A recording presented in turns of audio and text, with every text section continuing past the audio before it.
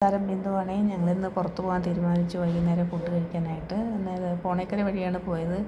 അപ്പോൾ അവിടുത്തെ പള്ളിയിൽ പെരുന്നാൾ ഒക്കെ നടക്കുന്നുണ്ട്. ബോർഡ് കണ്ടപ്പോഴാണ് മനസ്സിലായത്. അപ്പോൾ ലൈറ്റും വെട്ടമൊക്കെ കണ്ടു. അപ്പം നമ്മൾ ജസ്റ്റ് കുറച്ച് വീഡിയോ ഒക്കെ എടുത്തിട്ട് നേരെ പോണേക്കര വഴി എടപ്പള്ളി ഇറങ്ങി അങ്ങനെ പോകാനാണ് പ്ലാൻ ചെയ്തത്. ഈ പുറത്ത് പോകാമെന്ന് പറഞ്ഞാൽ ഫുഡ് കഴിക്കാനാണ് ഉദ്ദേശിക്കുന്നത് കേട്ടോ. മന്തി കഴിക്കാനാണ് നമ്മൾ പ്ലാൻ ചെയ്തിരിക്കുന്നത്. ലുലു മോളിൻ്റെ അവിടെ എത്തിയപ്പം സദ്യ ബ്ലോക്ക് ഉണ്ടായിരുന്നു.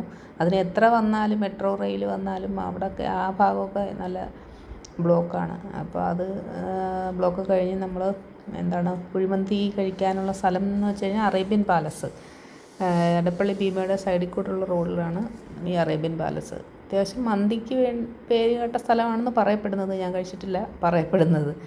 ഞങ്ങളവിടെ ചെന്നു. അധികം തിരക്കൊന്നും ഉണ്ടായിരുന്നില്ല. കണ്ണൻ ഓർഡർ ചെയ്തു ഏതോ ടൈപ്പ് ഹാഫ് കുഴിമന്തി.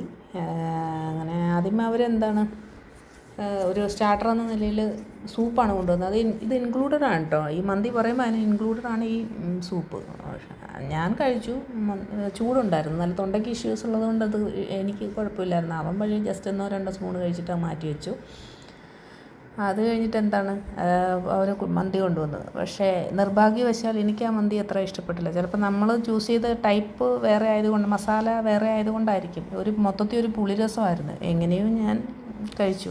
ഒട്ടും ഇഷ്ടപ്പെട്ടില്ല. ഞാൻ ഭയങ്കര എക്സ്പീരിയൻസ് ചെയ്യാൻ പോയത്. ആദ്യമായിട്ടാണ് ഞാൻ കുഴിമന്തി കഴിക്കുന്നത്. അവൻ പറഞ്ഞത് അതിനകത്ത് നാരങ്ങ നീര് ഒഴിക്കുന്നതുകൊണ്ടാണ് അത്ര പുളിയെന്ന്. പക്ഷേ ഇത്ര പുളി പാടില്ല. അതൊരു ടേസ്റ്റ് ഇല്ലാത്ത രീതിയിൽ എന്തോ കഴിച്ച് ഞങ്ങൾ പുറത്തിറങ്ങി. അതിൻ്റെ പുറത്ത് അതിൻ്റെ കടയുടെ അവിടെ ഒരു ഒട്ടകമുണ്ട്. അറേബ്യൻ പാലസാന്ന് തെളിയിക്കാൻ വേണ്ടി ഒരു ഒട്ടകത്തിൻ്റെ പ്രതിമയൊക്കെ എടുത്ത് അവിടെ വെച്ചിട്ടുണ്ട്.